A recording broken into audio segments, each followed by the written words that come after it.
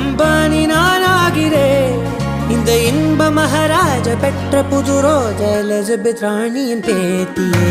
தாயே தாயே மகளன வல்தா